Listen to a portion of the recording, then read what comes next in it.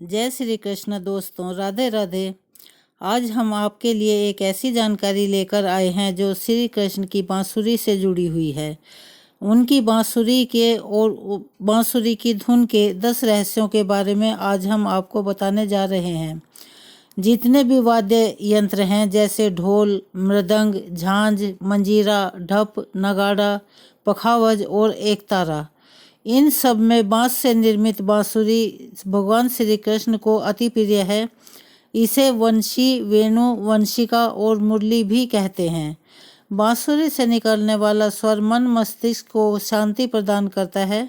जिस घर में बांसुरी रखी होती है वहाँ के लोगों में परस्पर प्रेम तो बना ही रहता है, साथ ही सुख समृद्धि की भी कोई कमी नहीं रहती। श्रीमद् भागवत पुराण में श्री कृष्ण की बांसुरी से जुड़ी कई कथाएं मिलती हैं। आओ श्री कृष्ण की बांसुरी और उनकी धुन के 10 रहस्यों के बारे में जानते हैं।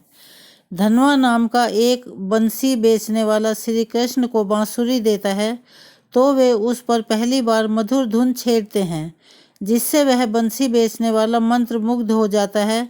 उसी समय से श्री कृष्ण बांसुरी बजाने वाले बन जाते हैं। उनकी बांसुरी की धुन पर गोपिकाएं और पूरा गोकुल बेसुध हो जाता था। श्री कृष्ण ने पहली ही बार में ऐसी बांसुरी बजाई कि सभी को ऐसा लगा जैसे यह बजाने की कला कई जन्मों से सीख रखी है। ऐसा भी कहा जाता है कि जब भगवान शिवजी बालकृष्ण को देखने आए तो उन्होंने ऋषि दधीची की हड्डी को घिसकर एक सुंदर एवं मनोहर बांसुरी का निर्माण किया। जब शिवजी भगवान श्री कृष्ण से मिलने गोकुल पहुँचे तो उन्होंने श्री कृष्ण को भेंट स्वरूप वह बंसी प्रदान की, उन्हें आशीर्वाद दिया। तभी से भगवान श्री कृष्ण और उस बांसुरी को अपने पास में हमेशा रखते थे और उसकी ऐसी धुन बजाते थे कि जो भी सुनता था वही मंत्र मुग्ध हो जाता था। श्री कृष्ण जब राधा और गोपियों को छोड़कर जा रहे थे तब उस रात महारास हुआ और उसमें उन्होंने ऐसी बांसुरी बजाई थी कि सभी गोपिकाएं बेसुध हो गई थी। कहते हैं कि इसके बाद श्री कृष्ण ने राधा को वह बांसुरी भेंट कर दी थी और राधा ने भी निशानी के तौर पर उन्हें अपने आंगन में गिरा मोरपंख उनके सिर पर बांध दिया था। बांसुरी के संबंध में एक धार्मिक मान्यता यह भी है कि जब बांसुरी को हाथ में लेकर हिलाया जाता है तो बुरी आत्माएं दूर हो जाती हैं और घर से नेगेटिविटी खत्म हो जाती है, और जब इसको बजाया जाता है तो घरों में शुभ चुंबकीय प्रवाह का प्रवेश होता है। श्री कृष्ण की बांसुरी सुनकर गाय लौट आती थी। शाम के समय जब श्री कृष्ण अपनी बांसुरी बजाते थे गोधूली बेला के समय, तो सारी गायें अपने घर की तरफ को वापस आ जाती थी। राधा कुंड क्षेत्र श्री कृष्ण से पूर्व राक्षस अरिष्टासुर की नगरी अरिध वन थी। अरिष्टासुर ने ब्रजवासी खासे तंग आ चुके थे, इस कारण श्री कृष्ण ने उसका वध कर दिया।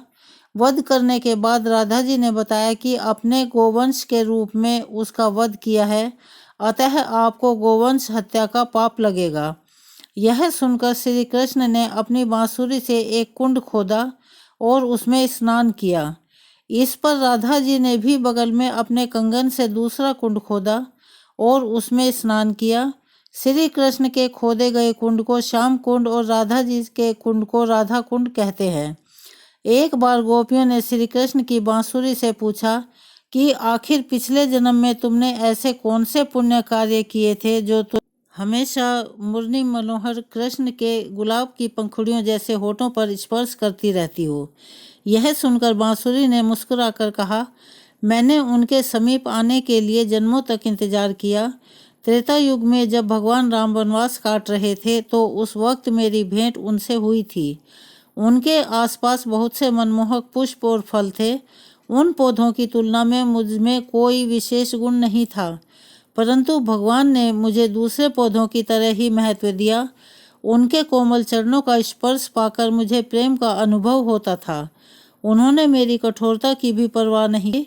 जीवन में पहली बार मुझे किसी ने इतना प्रेम से स्वीकार किया।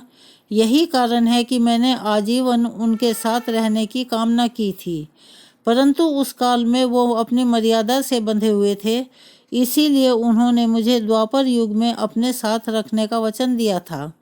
इस प्रकार श्री राम ने अपना वचन निभाते हुए श्री कृष्ण रूप में मुझे अपने निकट रखा है।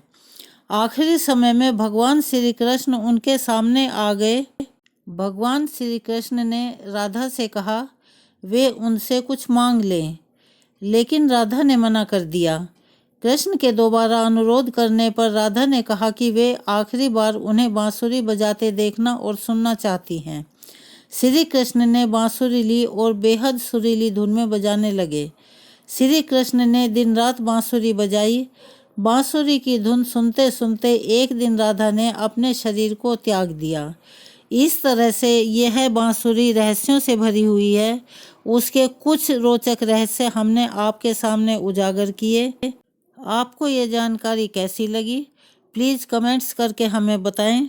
और अगर आपको ये जानकारी और हमारी वीडियो अच्छी लगी तो प्लीज़ हमारे चैनल को सब्सक्राइब करें, ज़्यादा से ज़्यादा शेयर करें और ऐसी ही जानकारियाँ हम आपके लिए लेकर आते रहें।